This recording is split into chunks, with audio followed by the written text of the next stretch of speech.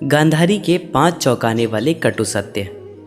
Number 1, किंवदंती के अनुसार ऐसा माना जाता है कि गांधारी का विवाह धृतराष्ट्र से करने से पहले ज्योतिषियों ने सलाह दी कि गांधारी के पहले विवाह पर संकट है, अतः इसका पहला विवाह किसी और से करा दीजिए, फिर धृतराष्ट्र से करें।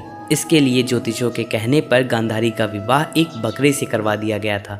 बाद में उस बकरे की बलि दे दी गई। कहा जाता है कि गांधारी को किसी प्रकार के प्रकोप से मुक्त करवाने के लिए ज्योतिषियों ने यह सुझाव दिया था। इस कारणवश गांधारी प्रतीक रूप से विधवा मान ली गई और बाद में उनका विवाह धृतराष्ट्र से करा दिया गया। नंबर 2, कहा जाता है विवाह के बाद जब उन्हें पता चला कि मेरा पति अंधा है, तब वह सन्न रह गई और उसने माना कि मेरे साथ धोखा हुआ है, इसलिए उसने अपनी आंखों पर पट्टी बांध ली। पहली कथा के अनुसार गांधारी ने पतिव्रता धर्म का पालन करते हुए अपनी आंखों पर जीवन भर के लिए पट्टी बांध ली। इसी कारण गांधारी का संसार की पतिव्रता और महान नारियों में विशेष स्थान है। नंबर 3, गांधारी एक विधवा थी। यह सच्चाई बहुत समय तक कौरवों के पक्ष को पता नहीं चली। यह बात जब महाराज धृतराष्ट्र को पता चली तो वे बहुत क्रोधित हुए। उन्होंने समझा कि गांधारी का पहले किसी से विवाह हुआ था और वह न मालूम किस कारण मर गया। धृतराष्ट्र के मन में इसको लेकर दुख उत्पन्न हुआ और उन्होंने इसका दोषी गांधारी के पिता राजा सुबला को माना। धृतराष्ट्र ने गांधारी के पिता राजा सुबला को पूरे परिवार सहित कारागार में डाल दिया। कारागार में उन्हें खाने के लिए केवल एक व्यक्ति का भोजन दिया जाता था। केवल एक व्यक्ति के भोजन से भला सभी का पेट कैसे भरता? यह पूरे परिवार को भूखे मार देने की साजिश थी। राजा सुबला ने यह निर्णय लिया कि वह यह भोजन केवल उनके सबसे छोटे पुत्र को ही दिया जाएगा, ताकि उनके परिवार में कोई तो जीवित बच सके, और वह था शकुनी। यह भी कहा जाता है कि विवाह के समय गांधारी के साथ उनका भाई शकुनी और आयु में बड़ी उनकी एक सखी हस्तिनापुर आई थी और दोनों यहीं रह गए थे। नंबर 4, गांधारी भगवान शिव की परम भक्त थी।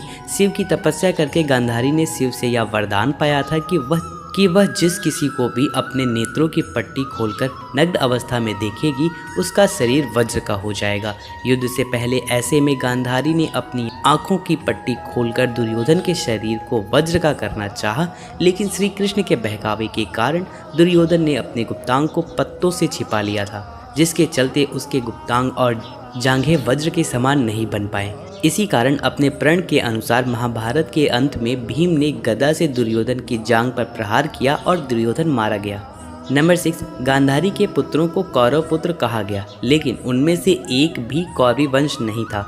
धृतराष्ट्र और गांधारी के 99 पुत्र और एक पुत्री थी, जिन्हें कौरव कहा जाता था। गांधारी ने वेदव्यास की पुत्रवती होने का वरदान प्राप्त किया था। इस वरदान के चलते गांधारी को 99 पुत्र और एक पुत्री मिली थी। उक्त सभी संतानों की उत्पत्ति 2 वर्ष बाद कुंडों से हुई थी। गांधारी की बेटी का नाम दुशला था। गांधारी जब गर्भवती थी तब धृतराष्ट्र ने एक दासी के साथ सहवास किया था, जिसके चलते युयुत्स्य नामक पुत्र का जन्म हुआ। इस तरह कौरव 100 हो गए। गांधारी के सभी 100 पुत्र महाभारत के युद्ध में मारे गए। अंत में दुर्योधन का जब भीम ने वध कर दिया, भारत युद्ध के पश्चात सांत्वना देने के उद्देश्य से भगवान श्री कृष्ण गांधारी के पास आए। गांधारी अपने 100 पुत्रों की मृत्यु के शोक में अत्यंत व्याकुल थी।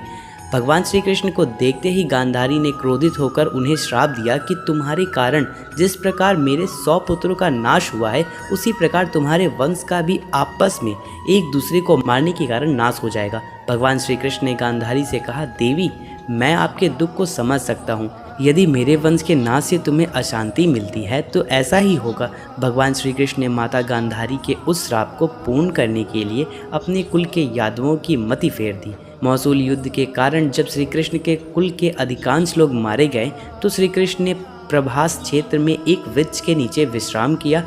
वहीं पर उनको एक भील ने भूलवश तीर मार दिया, जो कि उनके पैर में जाकर लगा। इसी को बहाना बनाकर श्री कृष्ण ने देह त्याग दिया। उसके बाद द्वारिका नगरी समुद्र में डूब गई। तो ये वीडियो आपको कैसी लगी हमें कमेंट सेक्शन में जरूर बताइएगा, और अभी तक हमारे चैनल को सब्सक्राइब नहीं किया है तो कर लीजिएगा चैनल को सब्सक्राइब। मिलते हैं आपसे अगले